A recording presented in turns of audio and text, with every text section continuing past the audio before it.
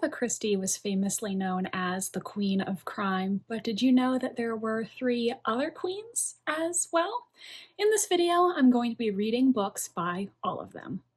Hello, beautiful people of the internet. How are you doing today? My name is Jackie, and welcome back to my YouTube channel.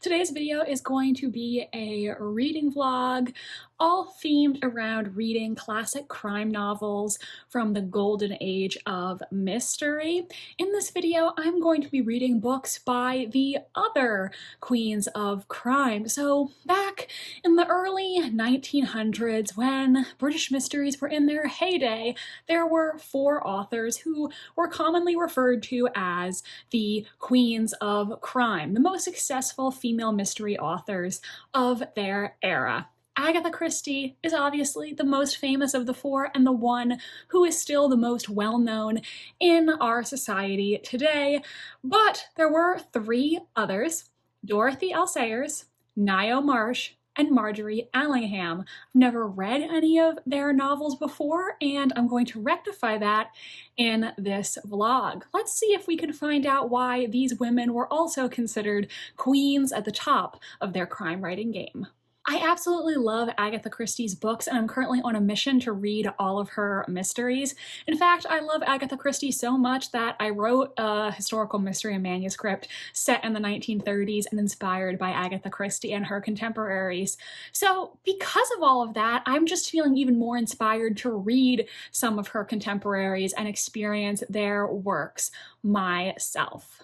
Thus, the 3 books that I'm going to be reading in this vlog are Whose Body? The First Lord Peter Wimsey Mystery by Dorothy L. Sayers, The Crime at Black Dudley by Margery Allingham, the first Albert Campion mystery, and A Man Lay Dead, the first Inspector Roderick Allen mystery by Ngaio Marsh.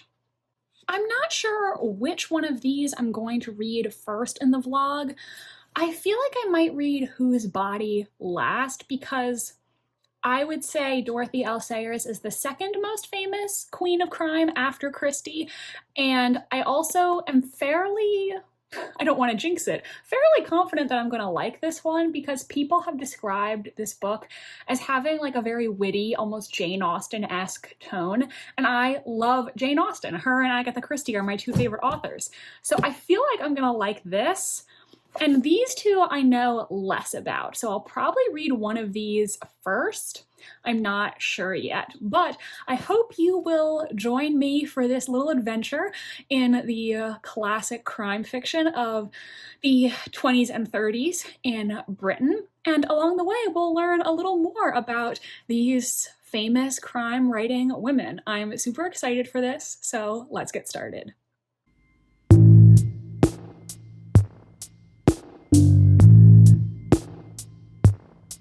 Hello, so I decided to start with A Man Lay Dead, the first Inspector Allen mystery by Ngaio Marsh. A little bit about Ngaio Marsh. She was actually from New Zealand, not Great Britain, and Ngaio was her middle name. It's actually from the Maori language. I think they're not quite sure what it actually means in Maori. One of the possible meanings is little tree bug. So that's interesting. I think one of the other meanings is like, something about water, and one about a name of a plant, and I think those are maybe nicer than tree bugs because on our Wikipedia page I clicked on the link for little tree bug, and let me tell you, those tree bugs, they were not very little, and they were not very cute. And if you read The Golden Age of Murder, the mystery of the writers who invented the modern detective story by Martin Edwards, which is his nonfiction book about the Detection Club, Chapter 1 describes when Ngaio Marsh visited London from New Zealand in 1937 and the elaborate welcome that the Detection Club gave her, their visiting fellow crime writer. And it really showed that they had a flair for drama, So if you read this book, that's literally chapter 1. As for A Man Lay Dead, I'm currently on page 99. This is the first Inspector Allen mystery, and it is a sort of, country house mystery where a group of people all gather for a house party, and they're going to play a game called Murders, which I think, it's still... Do people still play this game? Isn't it kind of similar to Assassin? I don't know. Maybe I'm totally wrong. But basically, it's a game where one person is randomly selected to be the murderer, and at some point during the party, the lights are all going to go out. They're going to kill another person, and then everybody has to figure out who they think the murderer is, right?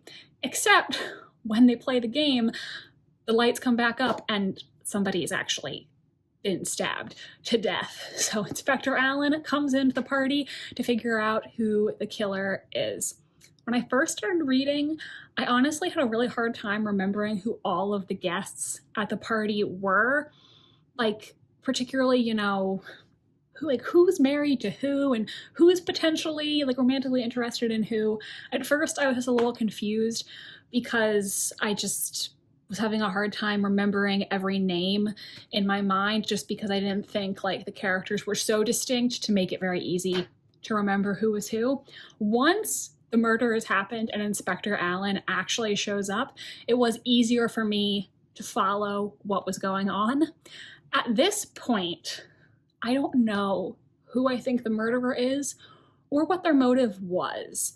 I do have one theory where I'm maybe this is it, but I don't really have anything to back it up. It's just how can I say this vaguely? A situation where a character or characters are seemingly excluded because of an alibi. So part of me is well, what if later we're gonna find out that their alibi is not actually legit and they're actually the murderer? But I don't really have a solid theory about why they would have committed the murder. It's just, just throwing stuff at the wall at this point. So I do think it picked up a little bit once Inspector Allen came on to the scene. This book is also really short. It's under 200 pages. So if you want to read a really short detective story, this one is not very long at all. I might finish it tonight. It depends on how long I can stay up. I did not sleep well last night or 2 nights before that, so I might crash early, but not that many more pages to go. Hello, so I finished reading A Man Lay Dead by Ngaio Marsh. I feel this is maybe a 3. I liked it fine.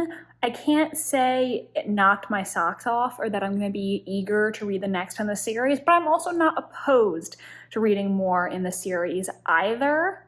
Actually, the murderer was who I thought it was, just because I was surely this alibi, surely it's going to be broken later, right?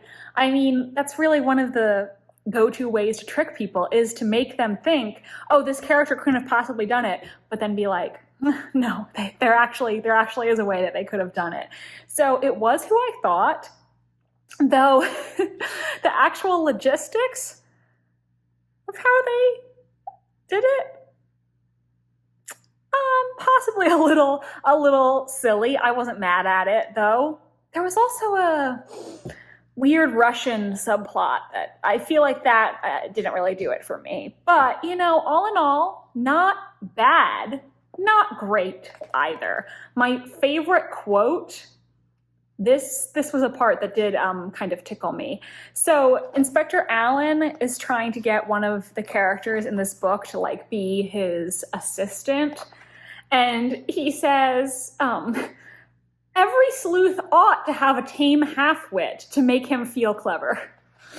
And then he says, I offer you the job. I offer you the job to be my tame half-wit. I thought that was funny just because of that archetype of the sleuth and their assistant.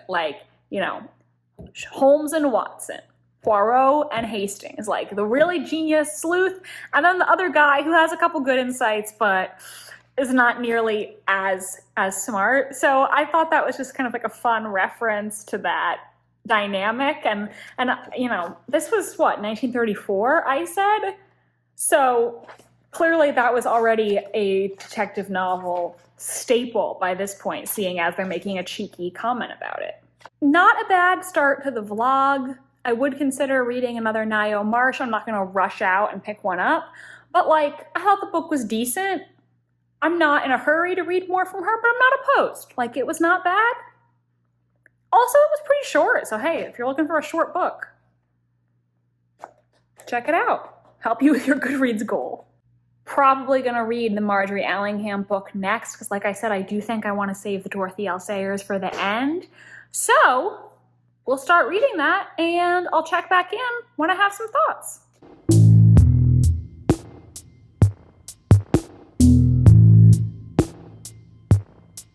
So I am now on page 92 of The Crime at Black Dudley.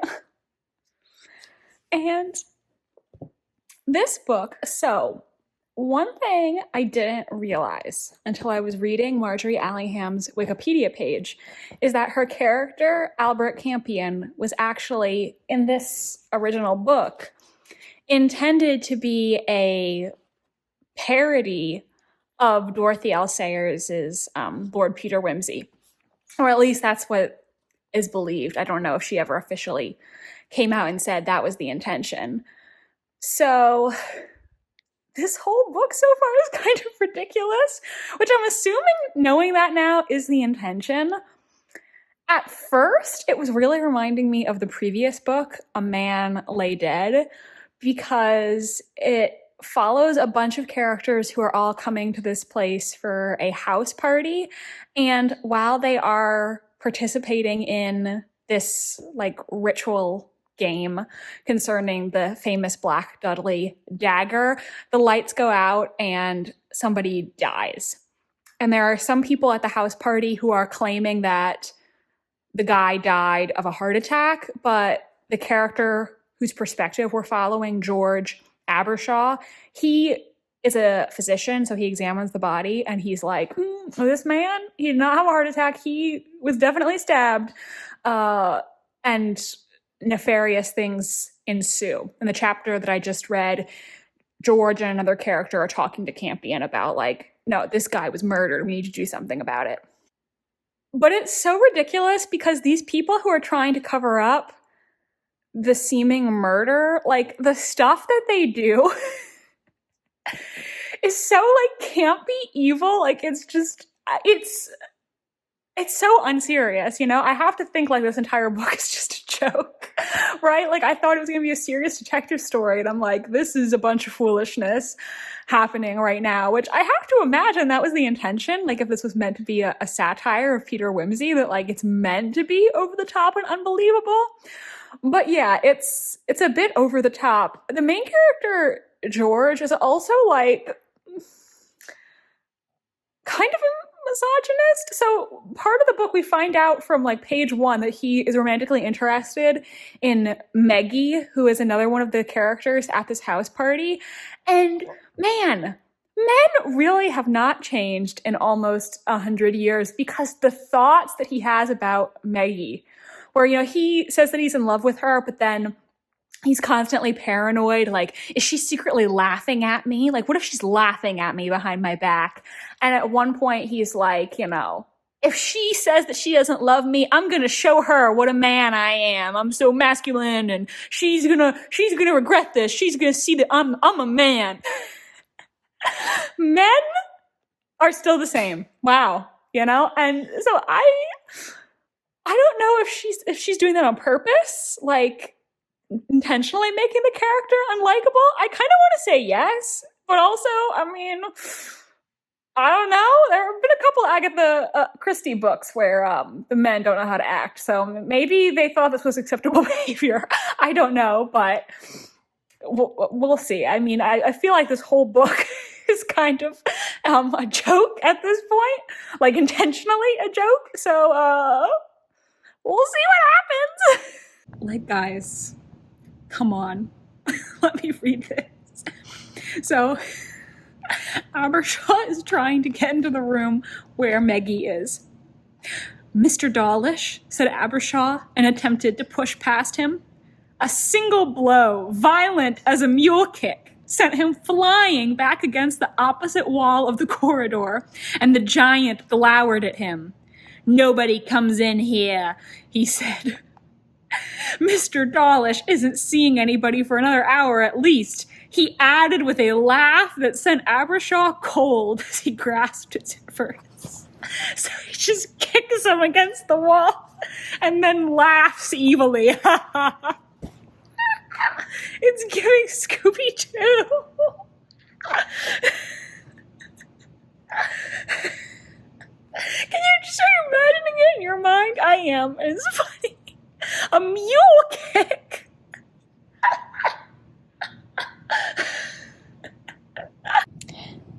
Sweetheart, you know it's a little harder to pet you when you're literally on top of my arm right now.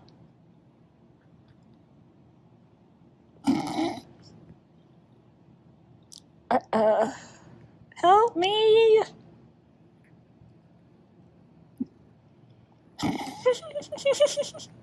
She has me trapped. Well, I guess I have two hands, right? I was watching Instagram Reels while petting her, and she was like, "Nah, sis, both hands belong to me."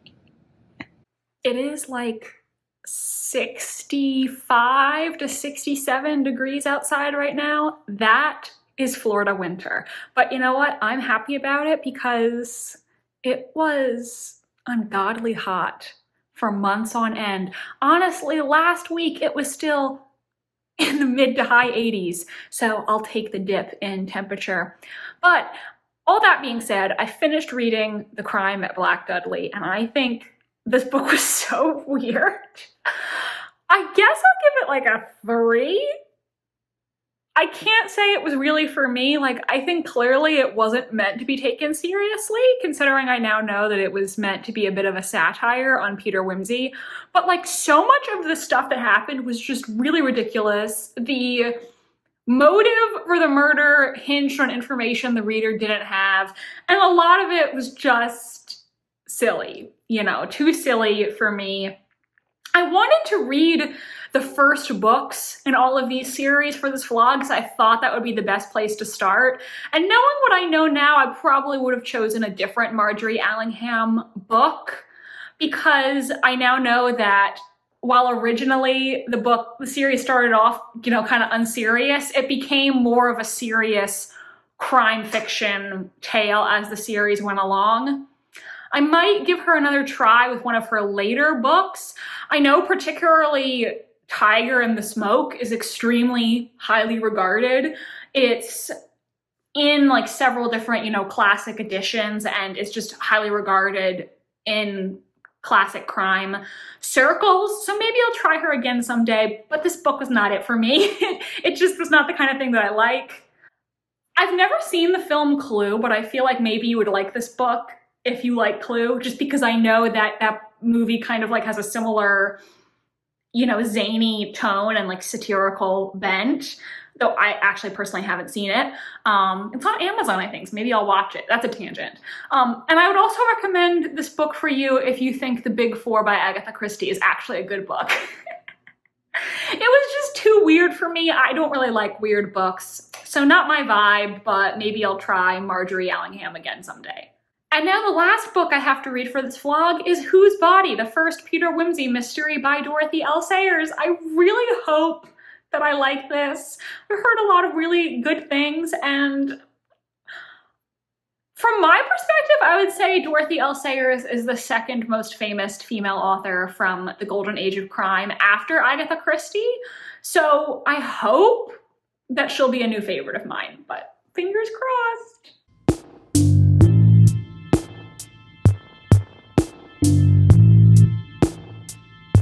Hello, I've been meaning to update you all on Whose Body for like 2 days now.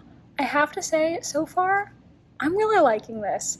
So this is the first Lord Peter Wimsey mystery. Lord Peter Wimsey is the younger son of a duke. Well, actually his father's dead now, his brother is the duke. But, you know, he's the son of the nobility, and he's gotten into solving crimes kind of just for fun. Like, he just enjoys it and, likes to get involved in these cases. And so at the beginning of the book, his mother, the Dowager Duchess, tells him about this, like friend of a friend, an acquaintance, someone that they kind of know. And this man is in a bit of a pickle because a dead body was discovered in his bathtub. The window in the bathroom was open, so they don't really know who brought the body in there or why. It's some guy that they've never seen before, and he's dead in the bathtub wearing just glasses and nothing else. So Lord Peter is immediately like, ooh, this sounds interesting. And he, waltzes over there to talk to this man about the dead body in his bathtub. And what I'm really liking about this book so far is I really like the characters. Like, I find them very charming, Lord Peter and his little, silly antics. We have his butler, Bunter, who is like a very loyal, assistant to him. And then also Lord Peter's detective friend, Mr. Parker, as well as Inspector Sugg, who is the one who's actually on this case, and he is not Lord Peter's friend. He is much more of his antagonist, who wishes that Lord Peter would stay out of his business, but Lord Peter does not think Inspector Sugg is very smart, so he will stay in his business, thank you. And so it's giving me like the vibes that I was looking for, like I'm connecting to the characters more. And what I kind of like about it, like, yeah, it's a murder mystery, but it's also fun. It does have that more witty tone to it at times that, people told me that it did and that I was hoping for, because I just really like that tone to the writing. I mean, there definitely are some quips now and again, and sometimes like the narrator kind of makes an observation that I think is cleverly worded. So I guess I do kind of understand that comparison. I heard about it being kind of like Jane Austen-esque. I do see that a little bit. So I am really enjoying the book so far. We'll have to see the resolution to the mystery. I was having a little bit of a hard time remembering who everyone was in the mystery because there were a lot of moving parts to it, because like I said, there's this body. They don't know who the body is, but there's a theory that's introduced about like, well, there's this guy that disappeared. Like, is it him? And then they're trying to, investigate this man who disappeared. His acquaintances be like, okay, are any of them connected to the body? So at first I was having a little bit of a hard time remembering who everyone was. I will also say there is some period typical casual anti-Semitism. I mean, it's not like extremely bad so far, but it does, describe it in a way that like nowadays I don't think somebody would, because so there's this character named Sir Reuben Levy, and he's Jewish, but they'll repeatedly refer to him as like the Hebrew, and like that's not a sensitive way to refer to someone, it's like just call him, by his name. So I mean, in terms of, I'm sorry, I'm laughing because it makes me uncomfortable. In terms of like racist things that I've read in classic literature, it's not that extreme, but I just wanted to mention it because, I do think it is important to be aware of and to recognize, like, when you are reading books like these. I mean, this is from 1923, so obviously society was very, very different. So I'm not like saying Dorothy L. Sayers is canceled or anything. I'm just bringing it up because I know that it is important, and that's something that people might want to know before they read a book like this. So I'm not saying it to be like you're not allowed to read her. I'm just bringing it up because I think some people might want to know.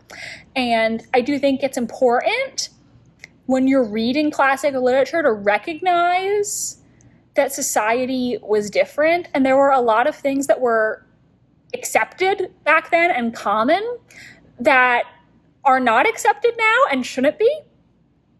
But I think it's just important to be aware of those things and also like recognize that if humanity is still around hundreds of years from now, they're going to look at us and think that we were totally backwards about a lot of things, right? So now I'm just rambling, but I'm just really enjoying, you know, the tone and the writing of this. I think the characters are very interesting, so I'm going to keep reading it, and I have high hopes, all right?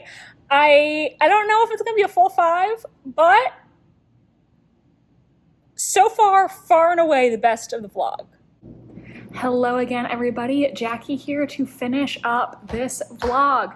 I finished reading Whose Body by Dorothy L. Sayers, the first Lord Peter Wimsey mystery, and I really thoroughly enjoyed this. I'm gonna give it a 4 because I don't think the actual like resolution to the mystery itself like 100% blew me away, but I really enjoyed this overall, and I think the characters in particular were what made this book shine, in my opinion. I think a lot of the dialogue was really clever. I really enjoyed the characters. I also quite liked Lord Peter's mother, the Dowager Duchess of Denver, and just found like some of the things that she said very like delightfully silly. So I really thought the characters were memorable. I really liked the tone, and there were definitely little quips or asides that didn't make me laugh necessarily, but, you know, brought a little smile to my face. You know, they had that nice, witty tone that I personally really like in a book. So will I continue this series? 100%. I added book 2 to my TBR, and I am definitely interested in continuing the Lord Peter Wimsey series. I might try Ngaio Marsh and Margery Allingham again. I think with Margery Allingham specifically, I want to read some of her later works once she kind of changed course and started writing more serious mysteries. I also have a book that I requested on NetGalley. It's a historical fiction book by Marie Benedict that's coming out in early 2025, and it's her new book called Queens of Crime. So it's about Dorothy L. Sayers as the main character and takes inspiration from real events in her life. I don't know if the book is actually a mystery. It is listed as being a mystery, but so was The Mystery of Mrs. Christie by the same author, and I don't really think that was a mystery. I think that was more so a straight historical fiction that also had mystery elements in it. So I don't know if the book is actually going to be mysterious or not, but it follows Dorothy L. Sayers and some of her female colleagues from the Detection Club, so maybe, yeah, I'll be right there, baby. The cat is yelling at me, sorry.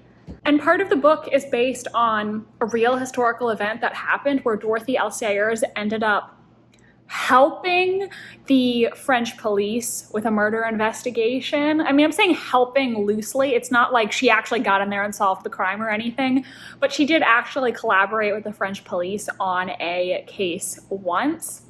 And I believe, based on the description, it's also going to deal a lot with Dorothy L. Sayers' personal life. So potential spoiler for the book, but Dorothy L. Sayers, one thing about her is she actually had a child out of wedlock, which she kept secret from everyone. And she did still have a relationship with her son as he grew up. I believe she had a family member adopt him, but this was a deeply held personal secret of hers for basically her entire life, and she felt a lot of guilt over it because she did have a more religious upbringing, and so she really struggled internally with, you know, going against what she was taught and having a child out of wedlock and the feeling responsible for her son and wanting her son to have a good life, but also really struggling with that religious shame for what she had done. So I believe that's going to be part of the book as well. I'm going to read it on NetGalley and review it on my channel, so definitely stay tuned for that. But it sounds, you know, very apropos to my interests, and I honestly was not expecting to get the NetGalley arc. I thought it would be in high demand, so I'm excited about that. I hope that you enjoyed this video. If you did, please do give it a big thumbs up. It really does help me and my channel. Please also subscribe to my channel if you want to see more from me. I post new videos every Wednesday and Sunday. My social media links are in the description if you want to follow me on other platforms. I hope you enjoyed this video. Thank you so much for watching and have a magical rest of your day. Bye! I'll see you next time.